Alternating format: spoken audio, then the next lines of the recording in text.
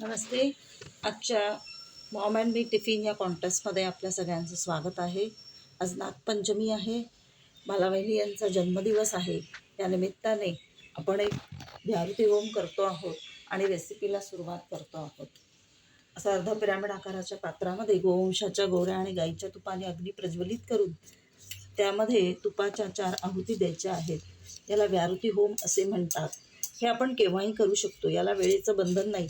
जसं आपण ओटा वगैरे स्वच्छ करून घेतो बरं का, आजूबाजूचा भांडी स्वच्छ घेतो, त्याप्रमाणेच वातावरण शुद्धीसाठी आपण वायुमंडल शुद्धीसाठी आपण यज्ञ केला पाहिजे असं वेदांनी सांगितलेलं आहे. आणि गजानन महाराजांनी अतिशय सोपी पद्धत आपल्याला शिकवली आहे व्यारुती होमाची शिवपुरी या यज्ञनगरीमधून. ते आपण करणार आहोत. भू स्वाहा अग्नये इदं न मम, भुवस्वाहा वायवे इदं न मम, स्वस्वाहा सूर्याय इदं न मम, भूर्भुवः स्वस्वाहा प्रजापतये इदं न मम. यज्ञदान तपकर्म स्वाध्याय निरतो भवेत्, एषैव हि शुद्धियुक्तः सत्यधर्मः सनातनः. सत्यं शरणं गच्छामि, सत्यधर्मं शरणं गच्छामि, सत्यधर्मसंघं शरणं गच्छामि, सत्यं शरणं गच्छामि, सत्यधर्मं शरणं गच्छामि, सत्यधर्मसंघं शरणं गच्छामि, सत्यं शरणं गच्छामि, सत्यधर्मं शरणं गच्छामि, सत्यधर्मसंघं शरणं गच्छामि, सत्यं शरणं गच्छामि, सत्यधर्मं शरणं गच्छामि, सत्यधर्मसंघं शरणं गच्छामि, सत्यसनातन धर्म की जय. तर अशा पद्धतीने आज आपण नागपंचमीच्या निमित्ताने असं दिंडे करणार आहोत. ते गव्हाचे किंवा तांदळाचे असतात. गव्हाचं पीठ घेतलंय, गाईचं तूप घेतलंय, डाळ घेतली आहे. डाळीमध्ये थोडं भस्म घालून धुतलं आहे, कारण आजकाल पदार्थ टिकवण्यासाठी ज्या रासायनिक फवारण्या मारल्या जातात त्यापासून संरक्षण मिळावं म्हणून असं भस्म मी भस्माच्या पाण्याने डाळ धुवून घेतली आहे. गूळ वापरणार आहे, तांदूळ किंवा गहू वापरणार आहे.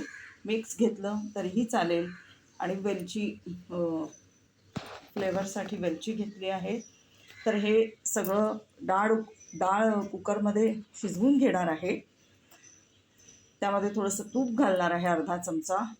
आणि डाळ थोडी शिजून झाल्यावर गरम डाळीतच गूळ मिक्स करणार आहे. हे आपलं सारण झालं आजचं. आणि त्याच्यामध्ये हे गव्हाचं पीठ पॅटीससारखं गोळे करून घेणार आहे. त्यामध्ये हे सारण भरणार आहे आणि ते जसं आपण मोदक शिजवून घेतो तसं ते शिजवणार आहे. कारण आज नागपंचमी आहे.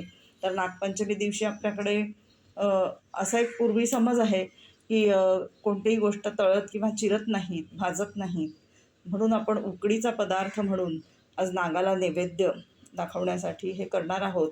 आणि नारळ ठेवला आहे, त्याचं खोबरं खाऊन आपल्याला तेही चवीसाठी घालता येतं त्याच्यामध्ये. तर आता रेसिपीला सुरुवात करूया.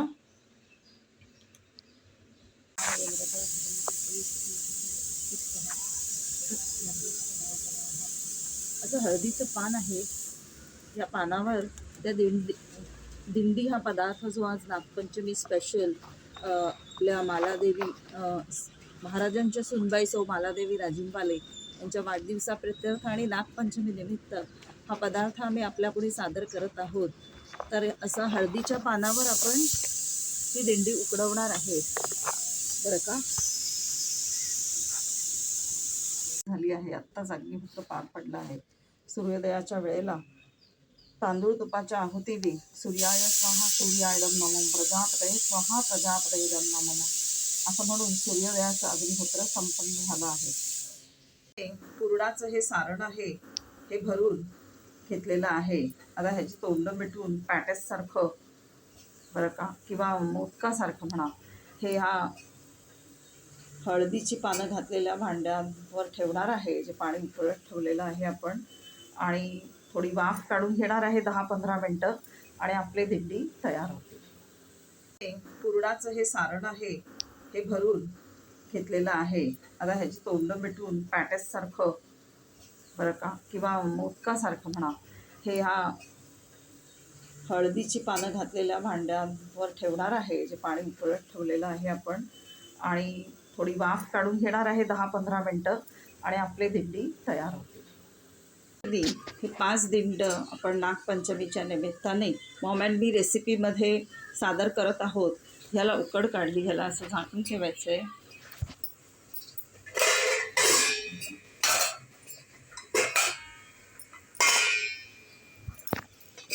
आणि उकड काढायची. ते गरम गरम दिंडी तयार आहे. थँक्यू.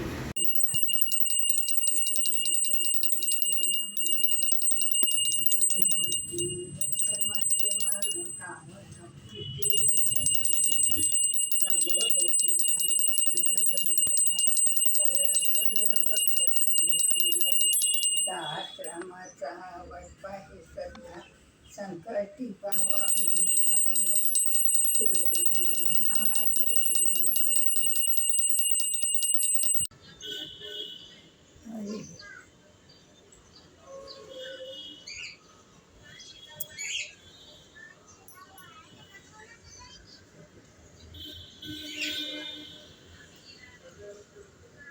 चांगलं.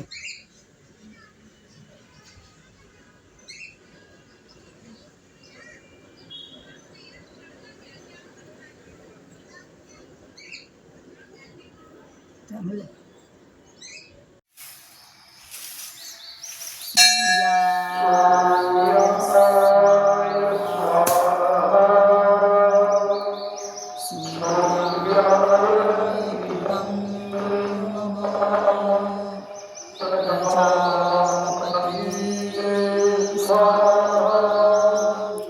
प्रजापते